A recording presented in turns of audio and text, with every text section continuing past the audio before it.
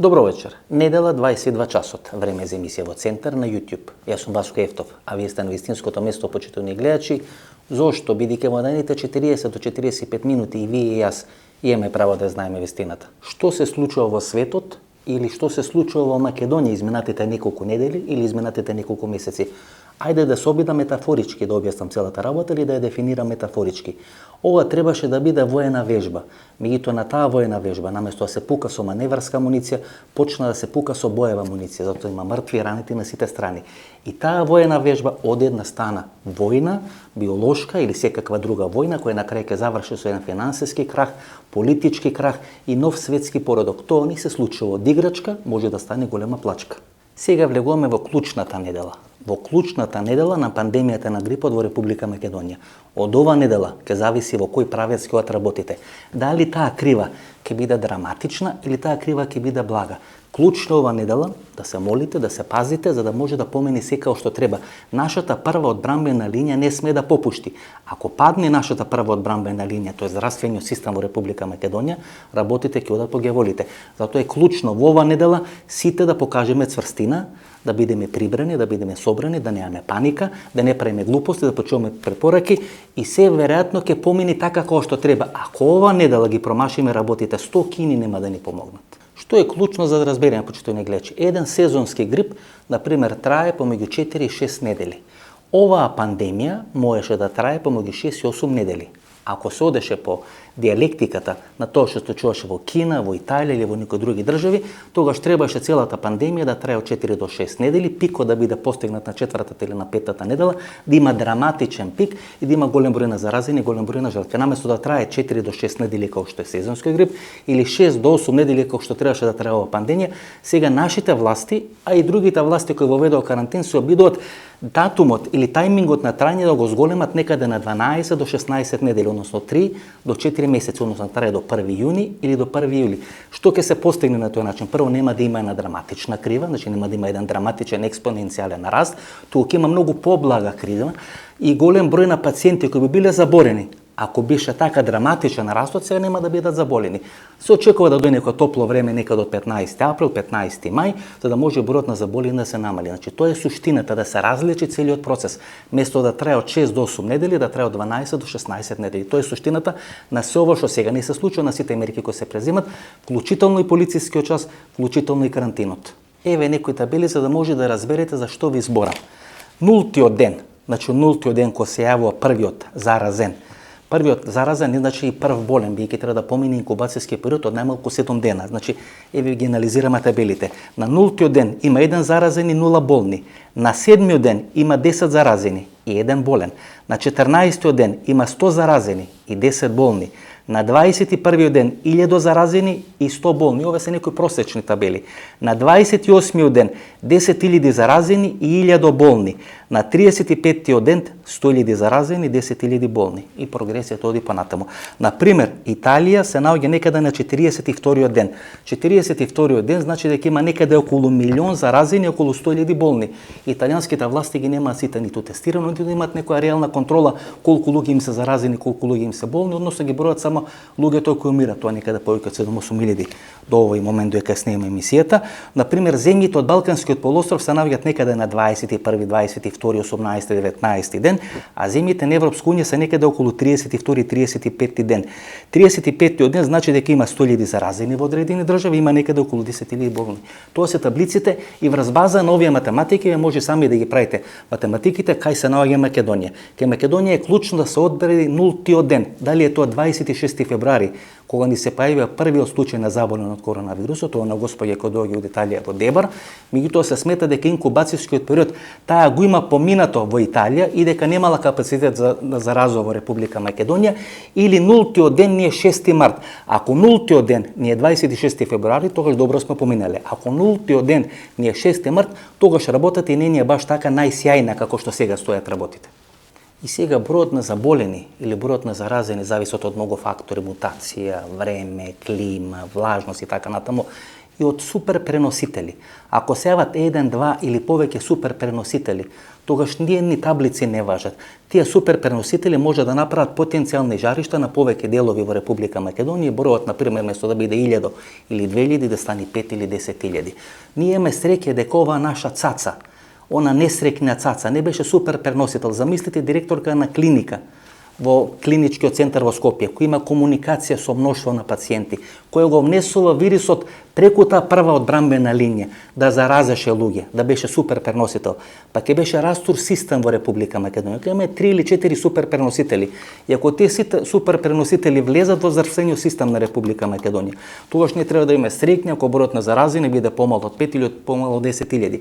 Ако немаме суперпреносители, ако имаме просечни преносители кои заразуваат не повеќе од 20 луѓе кои се во контакт со нив, тогаш работата може да се стави под контрола. Затоа велам, клучно е да немаме суперпреносители, да не сака Господ и да немаме суперпреносители. Ако имаме 3-4 суперпреносители, тогаш никој веќе нема контрола на ситуацијата. Знаете, жените обично велат дека добрите девојки секогаш поминуваат полошо од лошите. Односно дека лошите девојки кои правеле глупости, кои правеле се и се што секогаш подобро поминуваат до животот. И материјално, и со омажуваат, имате деца и така натаму, и на крај станот супер домаќинки. Може би овие наши случувања со коронавирусот ја потврдува таа теза на жените дека секогаш лошите девојки завршат многу подобро од добрите девојки.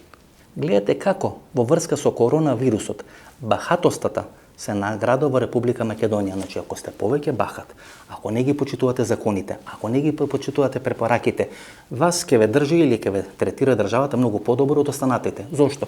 Например, ова наша нестрекна цаца, или овие дамаци кои скееле во Австрија, кои скееле во Италија, или овие дамаци кои скееле во Банско и се заразиле, не почитувале ни правила, правеле што сакат, не почитувале ни препораки, оделе, скиеле, шетале за 8 март, комуницирале со луѓе, не биле ставени во изолација, заразиле огромен број на луѓе, се први заразени. Државата има капацитет на тие прво заразени да им посвети најголемо внимание. Значи, не само што не се санкционирани, туку ќе бидат наградени за нивната бахатост. Ќе им се посвети внимание, ќе им се посвети грижа, нега, лекарство и така натаму и така натаму. Тие здравје Боже ќе оздрават и подоцна ќе може да ни солат памет. Сите овие останати кои се чуват, кои внимаваат, кои почитуваат препораки, не дај Боже мора да одат на работа, ќе се заразат од некоја будала која не почитувала препораки и на крај може да се случи да се заразат токму во момент кога ќе се случи колапс на здравствениот систем. Ако се случи колапс на здравствениот систем, тогаш државата не може да им положи или да им даде одредено внимание како што им дава на овие што се бахати. Значи, овие што се први, кои направиле најголеми глупости, ќе користат најдобра здравствена услуга, а овие не де Боже после 15, 20 или 30 ден што ќе се заразат, а ги почитувале сите препораки, може да користат лоша здравствена услуга. Затоа велам дека жените може би се во право, може би лошите девојки секогаш подобро поминат од добрите девојки. Ова со коронавирусот тоа не го потврдува. Што е црното сценарио? Црното сценарио кај ваков тип на пандемија не е број на заболени или број на умрени или број на заразени, туку да не дојде до колапс на здравствениот систем, на таа прва одбранбена линија. Ако дојде до колапс на здравствениот систем 1 или 2 дена, тоа нема да биде лошо само за овие заболени од коронавирусот. Ако дојде до колапс на здравствениот систем, нема да има кој да ви оперира слепо црево. Не дај Боже да имате слепо црево, напад на жолчка или било која друга полесна болест. Вие нема да имате медицинска соодветна заштита. Ако дојде до колапс на здравствениот систем, затоа ние све правиме да не дојде до колапс на здравствениот систем, затоа таа крива експоненцијална сака да се продолжи место да трае 6 до 8 недели да трае 12 до 16 недели, за да не дојде до колапс на здравствениот систем.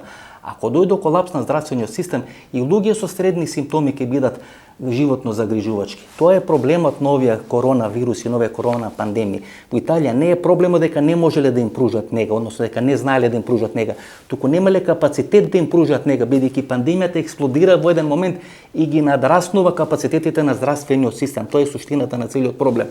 И затоа ако дојде, не дај Боже, 1 или 2 дена колапс на здравствениот систем, тогаш ќе биде црното сценарио. Нема тогаш да броиме колку се заразени, колку се умрени, тука нема да можеме да се лечиме, не само луѓето кои се заразени од коронавирус, туку сите болни во Република Македонија. Тоа е црното сценарио. Доаѓаме до делот на паниката. Зошто е создадена таква паника околу овој коронавирус? Може би тоа вештачки направено, еве да прифатиме дека е вештачки направено, дека одредени центри на многу светски влади во сенка и така натаму намерно направиле да има паника преку медиумите, преку социјалните мрежи. Меѓутоа има и реална паника. Има реална паника кај епидемиолозите. Што е суштината на таа реална паника? Постојат најмалку две причини зошто доаѓа до реална паника. Значи, ако настрана ги оставиме овие теории на заговор, светски влади и така натаму, ќе анализираме две причини зошто доаѓа до реална паника помеѓу епидемиолозите. Првата причина е тој инкубацијски период. Епидемиолозите се несигурни бидејќи тој инкубацијски период може да трае 7, може да трае 14, може да трае 30 дена. Тоа ги прави несигурни бидејќи не знаат како ќе се манифестира. Луѓето се како потенцијални бомби во тие 7, 14 или 30 дена, шетаат, заразуваат и прават, и бројот на загрозени или бројот на заразени експоненцијално расте. Тоа е првата причина зошто епидемиолозите се толку несигурни и се создава реална паника помеѓу нив и помеѓу населението. Втората работа, например, ние имавме 6 или 7 форми до сега на овие коронавируси. Тоа се вируси кои се создаваат кај животните и подоцна се пренесуваат кај луѓето. Имаше и SARS, и ебола, и свински, птичи грип и немаше паника. Не дека тие вируси не беа блиски до нас. Свински, птичи грип имаше близко до нас. Се колеа и се убива кокошки, пилиња и живина, се убива и свињи. Па дори до пред неколку месеци се убива и свињи, се затвораа свињарници во Унгарија, која е на 1000 километри од нас. Меѓутоа немаше паника. Зошто немаше паника? Бидејќи имаше решение. Се појави ебола или се појави SARS, имаше таму и флу лек. Сега нема лек. За сите претходни форми на коронавирус имаше одредени решенија. Дали е тоа таму флу, дали е тоа некоја вакцина, дали е тоа некој лек, дали е тоа комбинација на лекови. Сега нема решение кое може да се понуди, затоа се луѓето вознемирени и исплашени, бидејќи нема решение кое може да се понуди, се нуди страв. Знаете, секогаш кога нема решение, кога нема излезно решение, кога не може да го понудите излезното решение, вие сервирате страв. Кога ќе се сервира страв помеѓу епидемиолозите, помеѓу докторите и помеѓу населението, станува паника. Кога ќе се создаде паника, тоа е плодна почва на социјалните мрежи, по медиумите, да дивее стравот, да дивее незадоволството, никој тоа веќе да не може да го контролира и тоа да биде посилна атомска бомба од самата епидемија на коронавирусот. И кога ќе завладее паниката, почитувани гледачи, тога сите ги броиме жртвите на коронавирусот. Например, сите знаеме кога умрем првиот кинес од коронавирусот. И никој не ги има податоците дека во таа Кина, кај што ги броиме жртвите, кај што се 5 или 6 луѓе кои се умрени од коронавирусот, годишно има 350.000 самоубиства. 350.000 луѓе се самоубиваат во Кина годишно. Има само 5.000 луѓе кои се загинати од коронавирусот, а има 1,5 милион луѓе кои се обидуваат да се самоубијат. Например, никој не размислува рационално, бидејќи во ваква фаза кога постои паника, тоа е емотивен проблем. Кога вие имате емотивен проблем, тогаш никаква рационално објаснување не може да го реши емотивниот проблем. Народот е како мало дете, треба да дојдете да го погалите по главата, да му дајте малце кураж, да го охрабрите, за да може да продолжи понатаму. Никој нема да си го постави прашањето рационално. Добро, а колку ти умрени луѓе имале хронични болести? Повеќе од 75% од луѓето кои умраа во Италија имаат хронични болести, се постари од 80 години. Меѓутоа, кога ќе стане паника, а паника станува бидејќи нема решение, тогаш никаква рационалност не помага. Тогаш сме во емотивна фаза. Кога сме во емотивна фаза ги правиме најголемите глупости. Тоа што треба да направиме, да се смириме, да го искористиме карантинот, да го искористиме полицискиот час, да се посветиме на себе си, на верба, на тие молење кон Господ, на све што треба да направиме, да се заштитиме за да можеме да дојдеме во рационална фаза. Значи, клучно е од емотивна да дојдеме во рационална фаза. Од мало дете да станеме возрасен човек, да почнеме да расудуваме, да почнеме да размислуваме, да не правиме паника, бидејќи паниката ќе ни убие повеќе отколку што ќе ни убие коронавирусот. И што се случува кога стравот и посебно незнаењето стануваат господари на социјалните мрежи, во медиумите, ама посебно на социјалните мрежи. Кога стравот и незнењето стануваат господари на социјалните мрежи, тогаш може да се случи се и се што. Јас ќе се обидам да анализирам што све може да не се случи ако стравот ни за господари по социјалните мрежи. И ако стравот биде на енти степен поддржан со незнаење, што сега ни се случува во Република Македонија, на Балканскиот полуостров, посебно на Балканскиот полуостров. Земете на пример еден доктор, еден лекар, студира некаде 6 до 7 години, па специализира 1 до 2 години, па магистрира, па докторира. Во меѓувреме оди на мноштво симпозиуми, семинари, се измислуваат нови лекови, нови методи на лечење, така натаму и така натаму. Значи најмалку 20 до 25 години активно инвестира во себе, во учење, во образование и во надградба. И станува доктор, специјалист, епидемиолог, кој може да се справи со вакви ситуации. Ево такви доктори вие не верувате. Не верувате во луѓе кои 25 години инвестирале во себе, се надградувале, се образувале, правеле све за да може да ве спасат. Во тие луѓе вие не верувате. Зошто? Бидејќи ви има фатено паника, нешто сте прочитале на интернет и све знаете. Знаете многу повеќе од овие луѓе кои се образувале 25 години. Вашите 2 сати што сте нешто прочитале на интернет, сте виделе нешто на интернет, имат многу поголема тежина од 25 години образование кои овие луѓе. Значи 2 месеци или 2 дена или 2 сати кои вие сте ги поминане на социјалните мрежи и се станале експерти за коронавирус, вредат многу повеќе, 100 пати повеќе од овие 25 години кои овие луѓе кои се образували, се надградували и сака да ви помогнат со коронавирус. Дали е тоа фер однос? Дали е тоа реален? Дали е тоа рационален однос? Апсолутно нерационален однос, апсолутно детски емотивен однос кој може само да ни направи штета. Значи вие со 2 сати сурфање на интернет се експерти за све и се што. Сакате политика, сакате геополитика, сакате коронавирус, сакате светски заговори. Све знаете. Нема работа која не ја знаете. 2 сати сејте на интернет, има струја, има интернет и за све сте образовани. Тоа што врска немате, тоа не е важно. А овие луѓе кои знаат, кои читале, кои се образовале, не само за доктори, за геополитичари, за политичари, така, ништо не знаат, врска нема, гола вода, канта тропа. Гледате во кој филм сте влезени. И како мислите да излезете од тој филм? Како мислите да продолжите понатаму? Кога мислите дека знаете све? Ако сте прочитале, не знам, за заушки или за крајници, 15 минути на интернет и го носите вашето дете кај лекар кој треба да го лечи. Вие ако влагате во ординација на тој лекар, вие сметате дека знаете повеќе од тој лекар. Кога го носите во градинка, вие сметате дека знаете повеќе од таа негователка која е во градинка. Кога го носите во школа, вие сметате дека овие учители се партиски вработени, се канта тропа, врска немат и вие треба да им кажете како да го образуваат вашето дете. Влезени сте во драматично лош филм. Колку побрзо излезете од тој драматично лош филм, толку подобро за вас и толку подобро за целата ова наша држава. И потоа доаѓа некоја несреќа од Македонија. Да не кажам од кој град во Македонија. Све што фатил во животот, прокоцкал. Све што почнал бизнис во животот, мима пропаднато. Начукал 53-4 години, ако не и повеќе, не е вработен и тој, не е вработена ни жена му, живеат од керијата и од парите кои им ги дава баба му, односно мајката на неговата жена, и тој дава рецепти за се и се, што број на заразени, предпоставува број на заразени, кажува колку луѓе ќе бидат заразени, колку може да умрат, чие маски за заштита и така натаму, и вие му верувате. Пазите, човек кој не може да си го среди својот живот, кој све што фатил во животот му има пропаднато, секој бизнис го има пропаднато, све има прокоцкано во животот и тој сега вас ќе ви кажува како вие да се спасите од коронавирусот. Ако дојде времето вие со негови совети да се спасите од коронавирусот, да се фрлите у Вардар или да се фрлите у Црна река, друго не можам да ви препорачам. Па има уште една несреќа, ајде не му го спомнам името. Го знам човекот. Го гледам на 11 март се чекира во Софија. Внимавајте, 11 март е првата жртва од коронавирусот во Бугарија. Па на 12 на 13 март се чекира во Пловдив, па се чекира во Атина, па се чекира во Грција, кои се ризични подрачја. Па не може да издржи да не вежба, па прави некој импровизиран бодибилдинг клуб или теретана во магазинот кај што ги чува во одредени лекови суплементи. И вежба тамо, па се слика на Фејсбук, па нешто прави, па нешто пусти. Не се пријавува за самоизолација, се чекира во сите кризни жаришта околу Република Македонија, продава одредени суплементи кои се на граница помеѓу лекови и нелекови, комуницира со мноштво на доктори, може да ги зарази, да ја пробија таа прва здравствена линија, и човекот мува не го лази. Пазите, видите која е несреќа, кој е тој несериозен однос. Такви луѓе, такви наши цаци има мноштво во Република Македонија. Ако ние сакаме да поминеме со многу помала цена, треба тие несреќи да ги игнорираме, да ги пријавиме, да ги изолираме. Нив треба да ги изолираме. За нив треба да постои полициски час 24 часа дневно, 7 дена во неделата, бидејќи тие всушност ги ја прават најголемата штета што ни се случува со овој коронавирус. И третата несреќа е еден греф од Русија, од Москва, некој србин, ми пратија видео од него, земал некој лек тамо во Москва, со жена му седнал.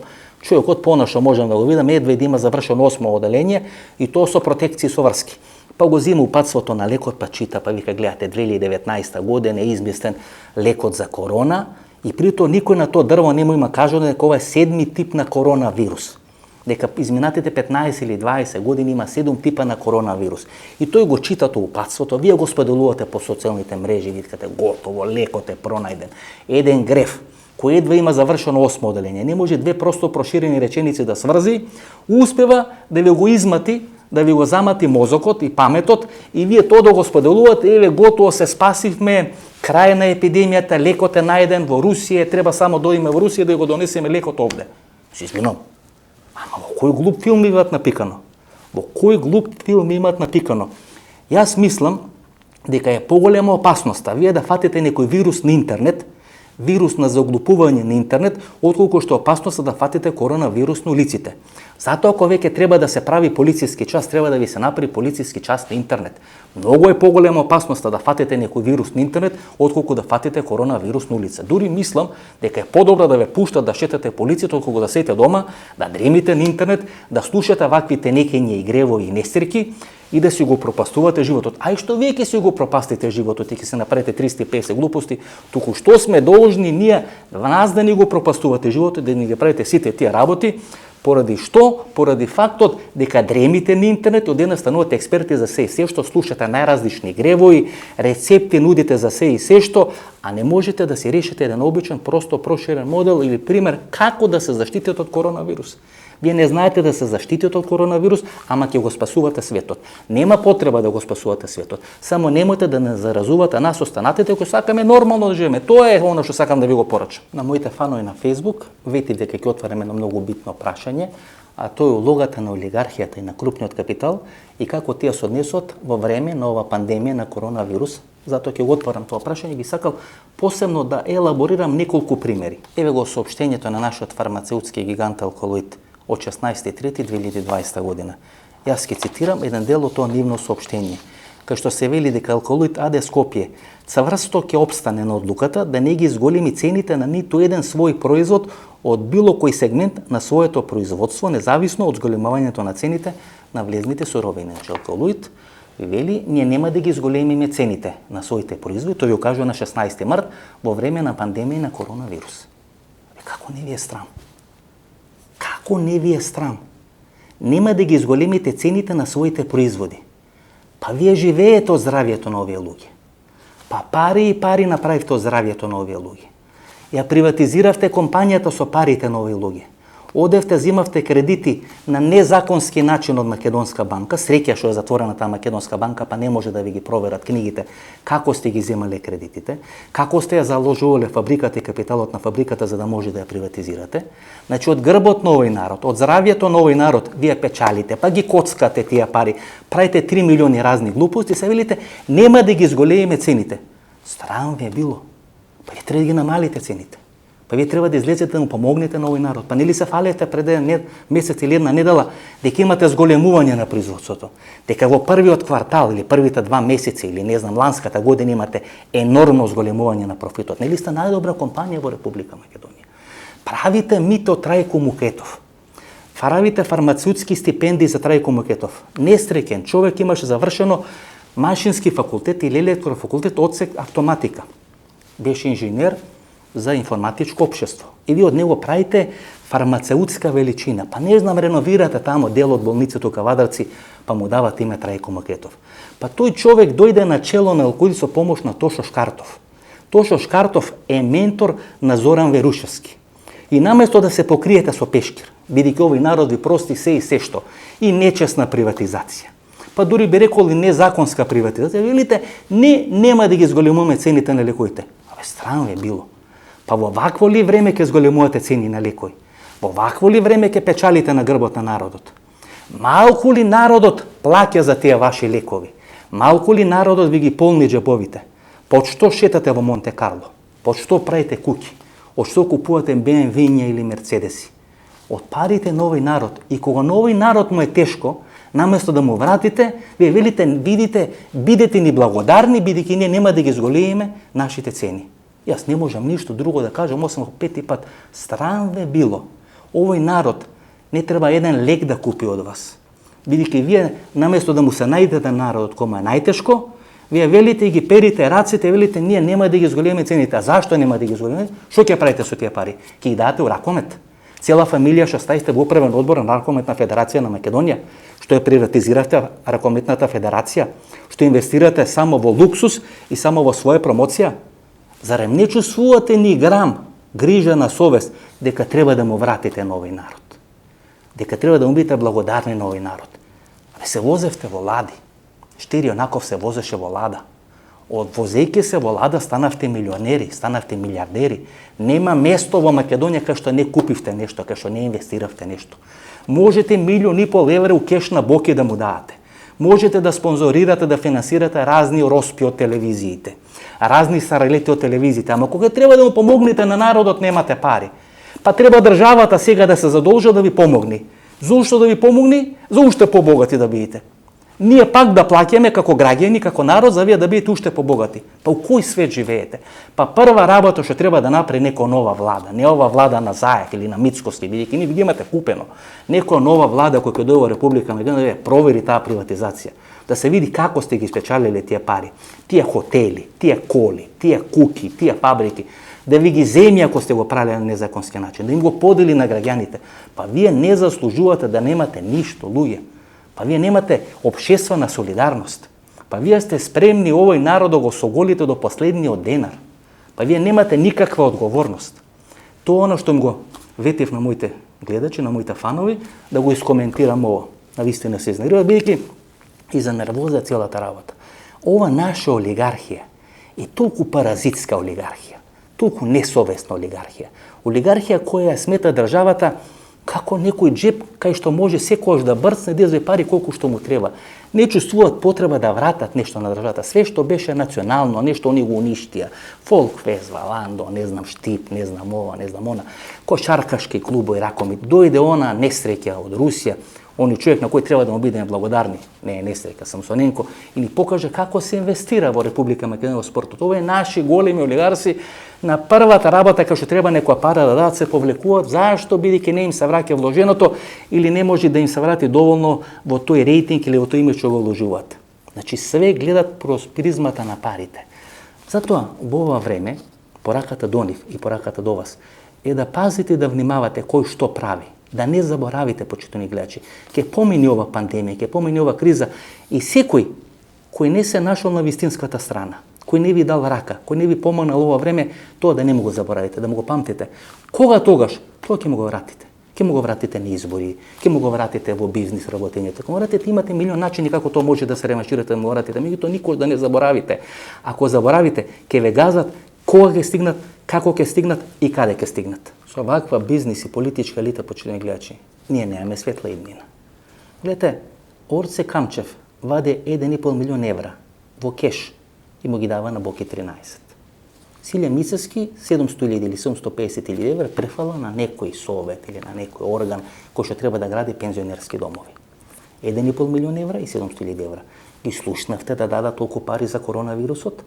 Ке ги оставил на располагање или ги ставил на располагање своите болници. Ама хајде да видиме како си ги спечелил тие своји болници, како си ги заработил тие своји болници.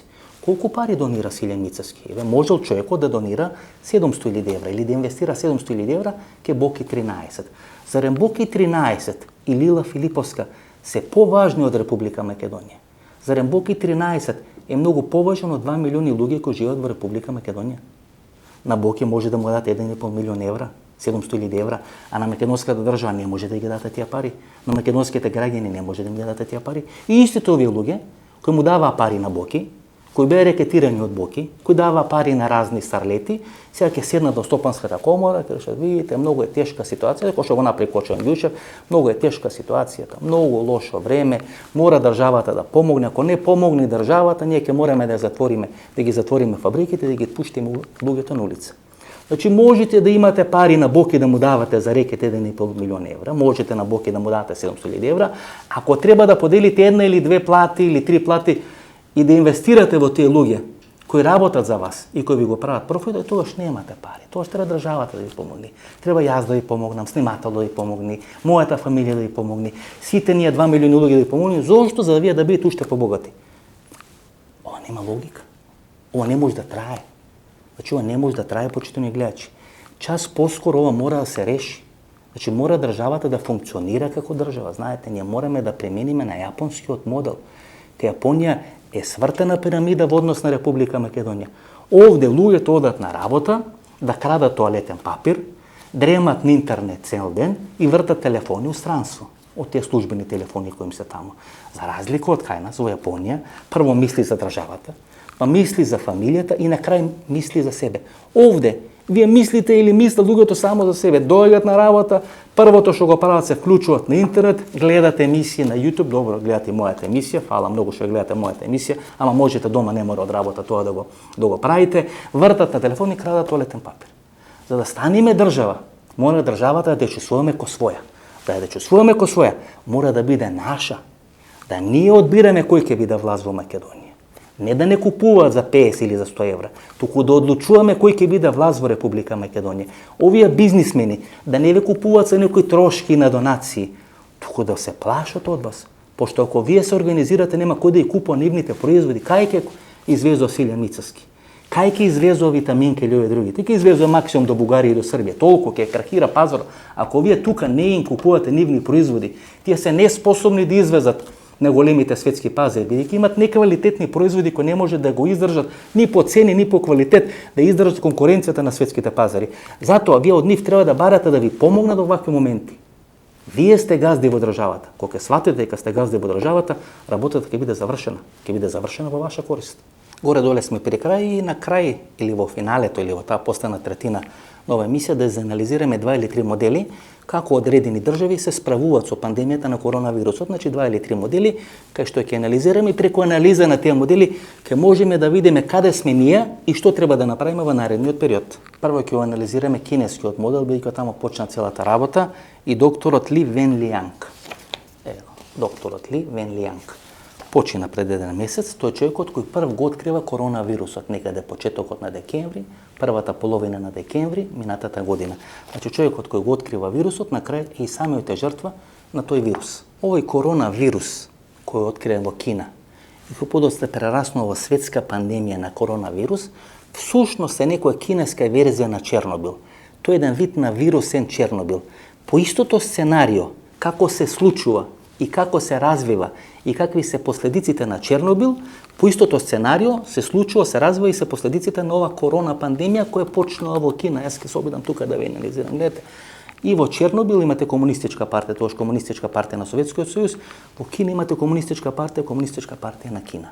И наместо да се соочат со проблемот, тие пробуваат да го заташкаат проблемот. Овој доктор кој починува на 30 декември минатата година алармира дека е појавен нов коронавирус кој ги напаѓа белите дробови. И наместо кинезите сериозно да ја сватат таа негова препорака, тие му се закануваат дека ќе го затворат поради сирење на лажни вести. 7 дена после 30 декември, кога тој објавува или ќе ги информира своите колеги дека е појавена нова форма на коронавирус, кинеските безбедности структури му тропнат на врата и му даваат да потпише одреден документ, кај што тој признава дека нема да шири лажни вести. Значи првите 2 недели, кога може да се сузбие целата епидемија, или првите 3 недели, кинезите лажат. Ја лажа Светската здравствена организација. Лажа дека вирусот не може да се пренесува човек, на крај се испоставува или се покажува дека може да се пренесува. Не само што може да се пренесува, туку експоненцијално се пренесува. И овој човек наместо да биде херој, кинезите му запрети или му прети дека ќе биде ставен во затвор поради ширење на лажни вести. Исто се случуваше со Чернобил. Кога гледавте филмот Чернобил, ќе видите исто таму политички функционери, политички апаратчици се обидуваат не да ја санират ситуацијата, туку да ја заташка целата ситуација. Истото се случува во Кина. И секој ќе дојдете да ми ја фалите Кина, како Кина се справила со овој проблем, како Кина е добра, па ни дава 50 или 5 или 10 респиратори и така натаму. Ама Кина ви ја направи луѓе ова пандемија. Луѓе гинат и умират поради Кина, поради некој политички апаратчик во Кина кој сметал дека не треба да му верува на докторот, кој сметал дека треба докторот да биде исплашен, дека докторот треба да биде заплашен, дека докторот треба да каже дека шири лажни вести. Па Кина не ви е херојот. Луѓе умират поради таа Кина.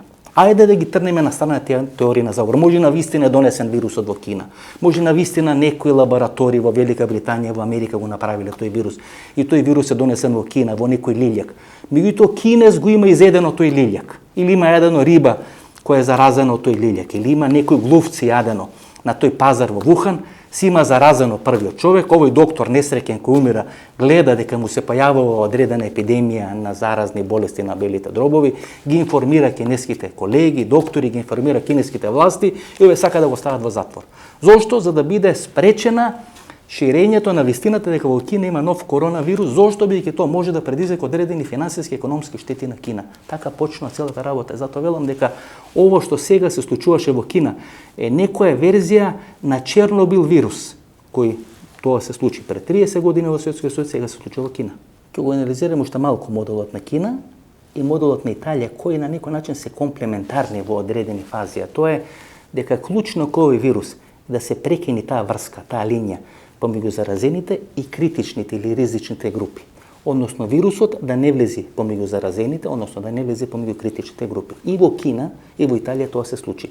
Во Кина вирусот влезе помеѓу здравствените работници, помеѓу лекарите, почина неколку лекари, вклучително овој лекар кој го откри тој вирус. Меѓутоа Кина може со наредба 10.000 доктори од Шангај да донеси во Вухан. Во Република Македонија или во Италија тоа не е возможно. Не дај Боже да ни се зараза 10, 15, 50, 100 доктори. Од каде ние ќе најдеме резерви? Како ќе можеме да ги компензираме? И затоа е клучно да не се пробие таа прва линија, односно вирусот да влези кај овие заразени, кај овие критични луѓе, тоа се старите, изнемоштени или кај болните кои лежат во болницата. Што се случи во Италија, например? Италија ги распушти градинките, ги распушти школите, прогласи дека тие не работат и децата останаа на улица, немаше кој да ги чува, бидејќи родителите продолжија да одат на работа. Што се случува во таква ситуација? Децата кои се најголеми преносители со она целна група од 20 до 29 години кои се појава во Кореја, кои се најдобри преносители на овој вирус, а имаат многу мали симптоми или немаат никакви симптоми на тој вирус, ги носат на чување кај бабите и кај дедовците. Бабите и дедовците се постари од 70 години и се ризични групи, се ризични категории. Се заразуваат од децата. И тие ризични групи, подоцна италијаните ги носат во болниците, кај што веќе има луѓе кои се болни, кои се оперирани, кои имаат одредени здравствени тегоби, значи имаат намален имунолошки систем. Гледате, така се создава пандемијата, така се создава експлозијата. Прво, не е прекината таа линија помеѓу заразата и ризичните групи, и втората фаза, ризичните групи вие ги носите кај болните луѓе. Значи, имате ризични групи, тоа се луѓе кои се постари 70 години, имаат диабетис, имаат срцеви проблеми и разни други здравствени проблеми, меѓутоа не се во болници. Тие луѓе се заразуваат од своите внуци од коронавирус и тие луѓе вие ги носите да ги лекувате во болниците, кај што веќе имате оперирано луѓе, болни луѓе, така натаму и така натаму. И правите дупла штета. И така букнува огнот. Така букнува пандемијата во Италија. 7-8 илјади луѓе се умрени во Италија. 5 или 6 илјади луѓе се умрени во Кина. Зошто? Бидејќи не е спречена таа линија помеѓу заразата и ризичните групи. Пробиена е првата борбена линија или првата одбранбена линија. Тоа се случи во Кина, во Италија, затоа има такав масовен број на луѓе кои се умрени. И така настанува тој растур систем во Италија. Настрана што италијаните се неодговорни, имаат медитерански менталитет, ги подценуваат сите опасности. Например, во Италија и во Германија приближно во исти период се појавува коронавирусот или се појава пандемијата на коронавирусот. Со тоа што во Германија до пред 1 или 2 дена смртноста е 0,18%, а во Италија 8,5%. Немавите, во Германија е 0,18% смртноста, а во Италија 8,5%. А се појавуваат во приближно исти период. Скоро 10 пати има помалку заразени германци по глава на жител колку што има заразени италијани. Плюс германскиот здравствен систем е во многу подобра кондиција од италијанскиот здравствен систем.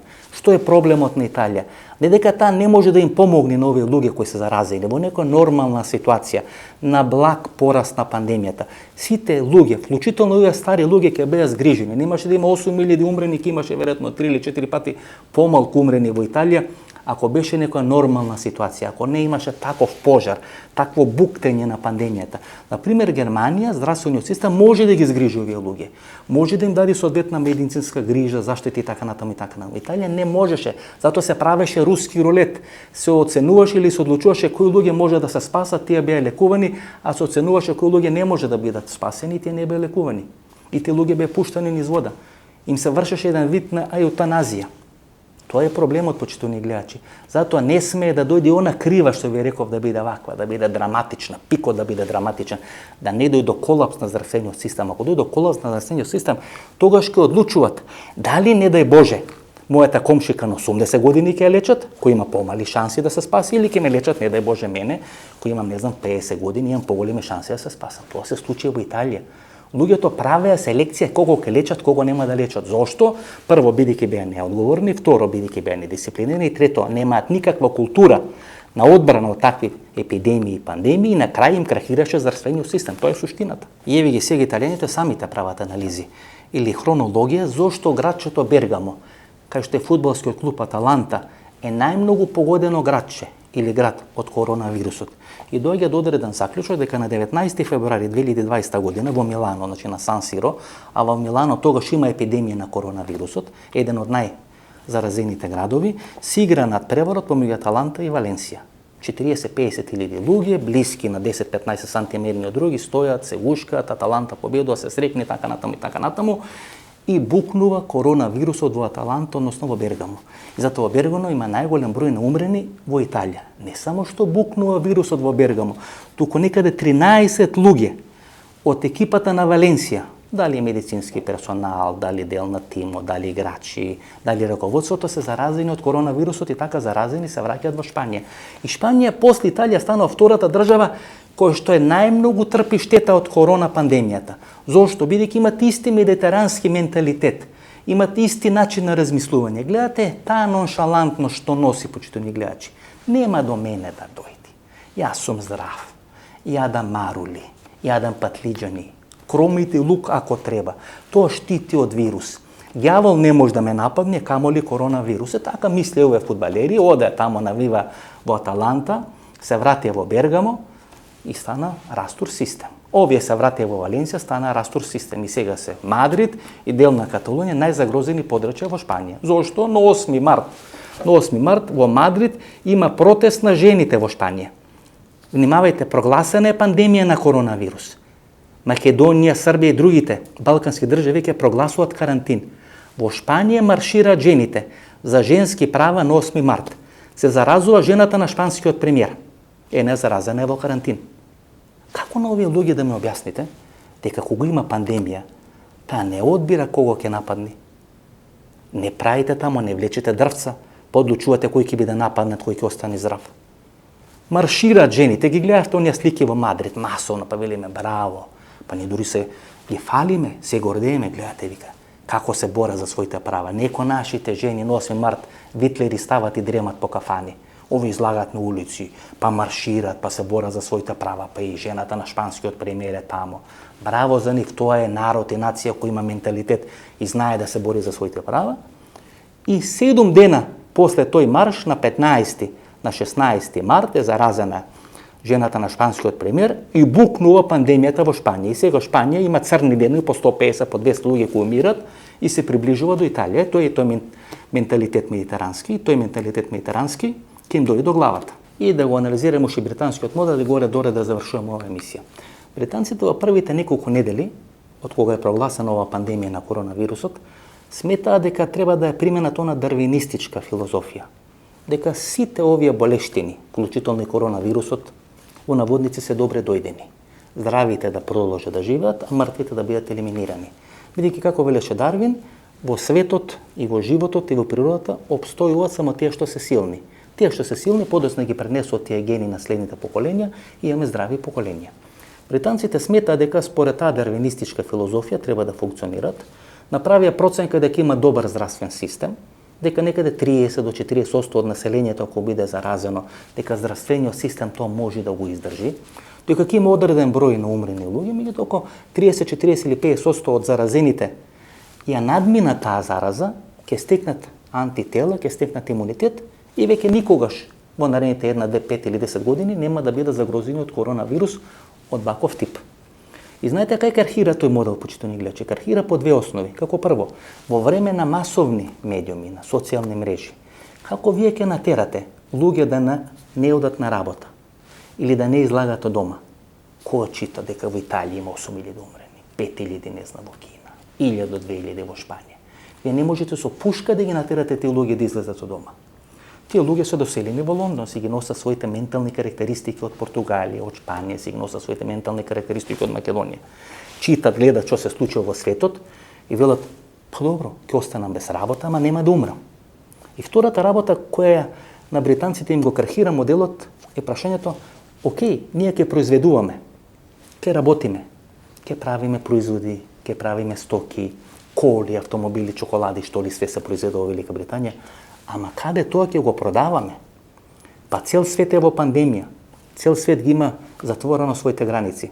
И што ако ние ги тераме нашите луѓе да работат, да си играат фудбалски утакмици, да се однесуваме како во Белорусија дека све е нормално, дека ова е светски заговор, ко нема каде да ги продаваме нашите производи. Бидејќи британците се соочуваат со тие два проблеми.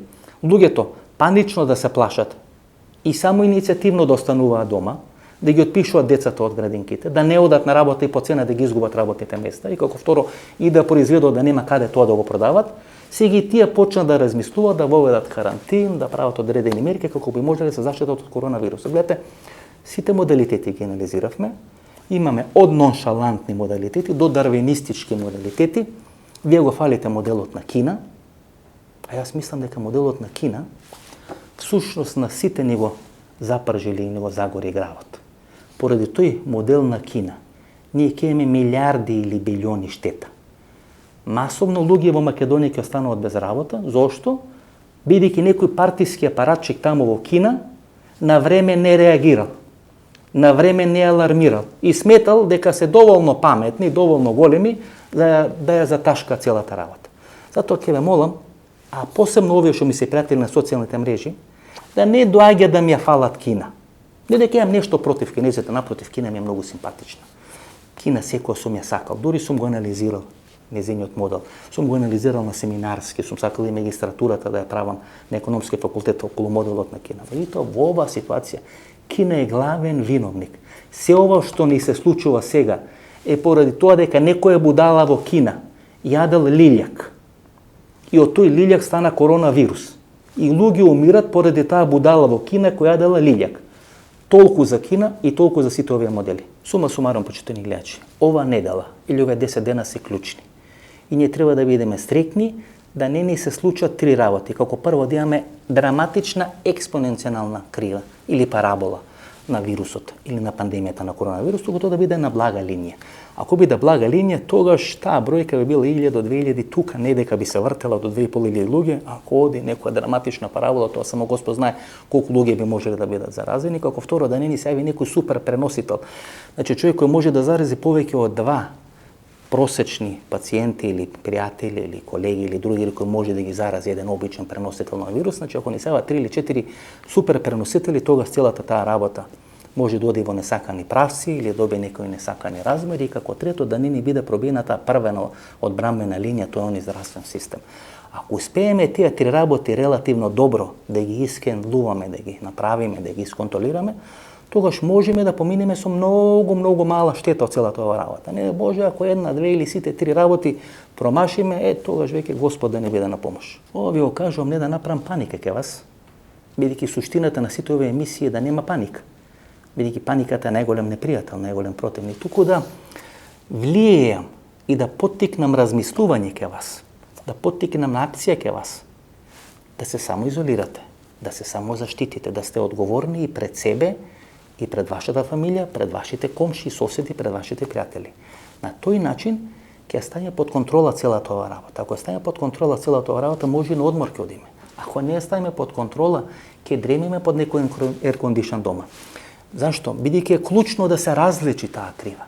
Ако таа крива ја различиме некаде на 12 до 16 недели, тамо не дека веќе 1 јуни, 1 јули ќе излеземе од целата ова работа. Ако не успееме тоа да го ставиме под контрола, Бога ми се плашам дека и олимписките игри кои се откажаа ќе ги пробиеме. Затоа внимателно, без паника, почитувајќи ги препораките, делувајте така како што треба да делувате во услови на пандемија, почитувајќи полицички часи и така натаму и така натаму. Може би греши владата, може би владата сака да краде, може би владата неспособна, може опозицијата уште понеспособна, не е битно. Може ова најголем светски заговор, може навистина британците донеле во Вухан, американците правеле и така натаму. Значи има време за теорија на заговор. Сега треба да останеме живи.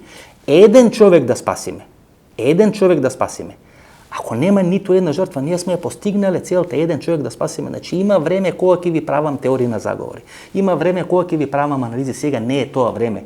Сега е време кога треба да се успокоиме, да не паничиме, да почитуваме препораки и да останеме живи. Тоа е клучно. Тоа од нас се бара. Да останеме живи ние, да останат живи нашите деца, нашите родители, нашите пријатели, нашите комшии, Република Македонија да плати најмала можна цена на оваа пандемија. Тоа е клучно. Се друго се приказни за мали деца. Ова беше емисијата во Центар. Јас сум Васко Ефтов, почитувани гледачи, во Центар на YouTube. Ново дружење во четврток во 22 часот. До четврток во 22 часот. Пријатно вечер, Македонија. Каде и да си.